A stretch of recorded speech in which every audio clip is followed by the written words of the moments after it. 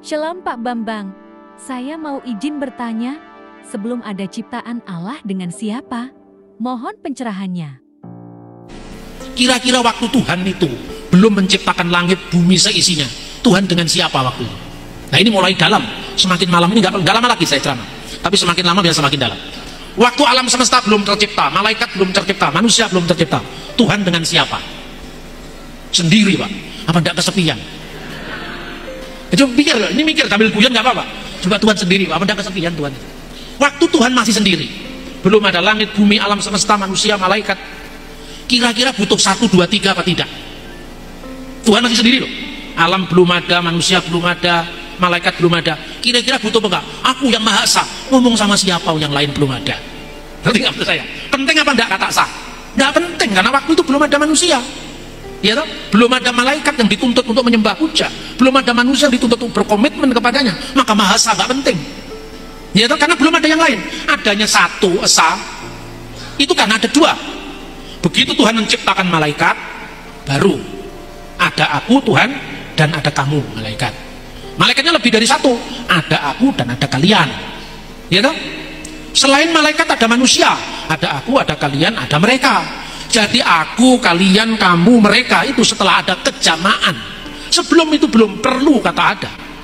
Kata esa itu tidak perlu. 1, 2, 3 Pak gendut naik kuda tidak perlu itu, karena belum ada yang lain. Pertanyaan kedua, kira-kira kata aku perlu apa tidak? Perlu untuk apa? Cuma ada Tuhan. Adanya aku kan setelah ada yang lain. Maka ada satu Tuhan aku, ada yang lain Adam kamu. Ini dibutuhkan dalam konteks komunikasi. Sebelum ada yang lain tidak butuh 1, 2, 3, tidak butuh aku, kamu, dan mereka. Inilah misteri Tuhan sebelum segala sesuatu ada. Nah, apa pertanyaannya? Lebih dahulu mana? Maha hadir atau Maha Esa? Omnipresent, Maha hadir. Tapi Esa 1, 2, 3 itu soal komitmen. Makanya kalau sekedar Tuhan itu Esa, setan juga bisa. Jadi jangan terlalu bangga dengan Tuhan Esa, Tuhan Esa. Yakobus pasal 2:19. Kamu percaya Allah itu satu, itu baik, bukan jelek loh, itu baik. Tapi setan-setan pun percaya dan gemetar karena itu. Maka kalau sekedar mengatakan Allah Esa, setan juga bisa. Tapi Allah Esa kemudian berkomitmen untuk menjaga keesaannya, untuk hanya berbakti kepadanya, itu lebih penting. Itulah yang namanya monoteisme etis. Yang setan tapi monoteisme bilangan 1, 2, 3. Yang kedua monoteisme etis, monoteisme dengan tanggung jawab. Itulah monoteisme Abraham. Dipanggil ke suatu tempat dia belum tahu tapi dia berangkat. Itulah monoteisme Abraham. Monoteisme tertinggi adalah monoteisme trinitaris. Karena ini monoteisme relasional, monoteisme hubungan. Dan hubungan itu tidak main-main. Hubungan sebelum segala yang lain ada. Maka kira-kira pertanyaannya gini, waktu Tuhan masih sendiri, ketika Anda sendiri, gak usah lama-lama. Hai istri-istri yang ditinggal suami seminggu, nanti begitu Anda jemput di airport langsung cipika-cipiki. Waduh, seminggu udah ketemu, kamu sama dia ganteng Pak. Ya kan? Baru seminggu udah ketemu. Anak-anak kita kuliah di luar kota atau di luar negeri, setahun udah ketemu, ada kerinduan yang tersimpan. Ya kan? Pertanyaannya, kenapa manusia kesepian? Kenapa ciptaan kesepian?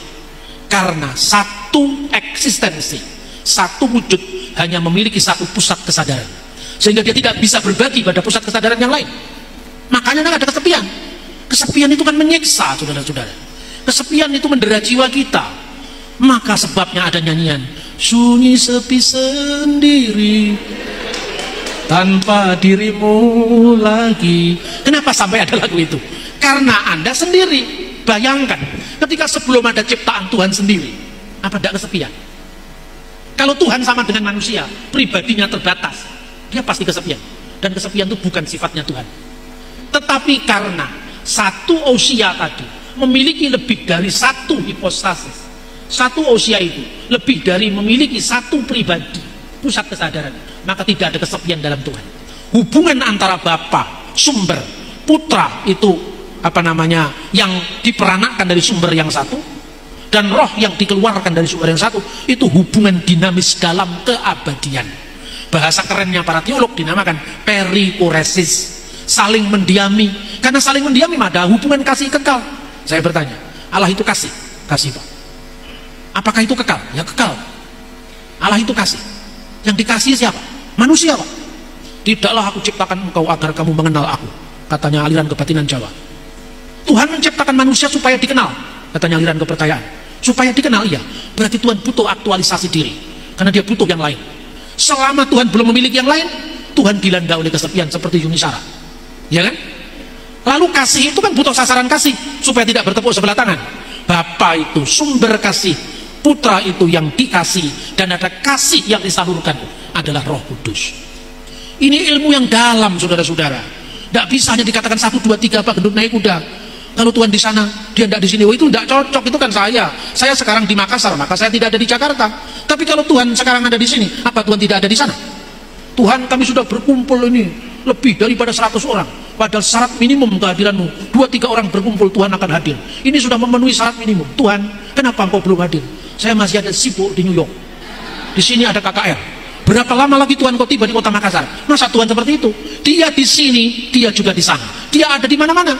Lain kalau manusia, aku di sini, engkau di sana. Tidak sama.